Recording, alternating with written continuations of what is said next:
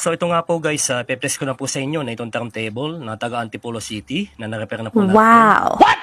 Talaga pong may sentimental value po to kaya pinagawa po sa atin. Yan po ang issue po niya dati ay yung pinakamidan niya, pinangkakain niya ay pinalitan po natin ng bago dahil po hindi na po gumagana. So yan po, pinalitan natin ng brand new. Yes! Itetestingin na po natin. Gagamitan po natin na siya ng mixer. Woo! Mga amplifier po at saka processors. So yan po, testing na po natin. Po, i-play na po natin guys ang ating ginawang turntable. Yes! Ang gandong turntable po mga guys, gatong mga diplaka medyo maingay po ng konti. Kumbaga magas-as po siya. Ganyan po talaga mga plaka. Oh my God! Itong gantong turntable. So yan po guys. Ang may-ari po nito tuwan-tuwa na po at talagang may magagamit na siya sa kanilang bahay.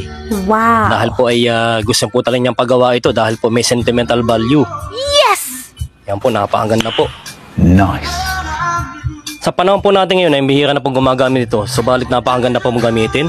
Baka po ay may sentimental value. Yes! So yan guys. Wow! So yan po, nabuo na po natin. Maraming salamat po sa pagsubaybay sa mga video. Follow and share. God bless us all. Thank you guys. Hanggang sa muli po, maraming po salamat.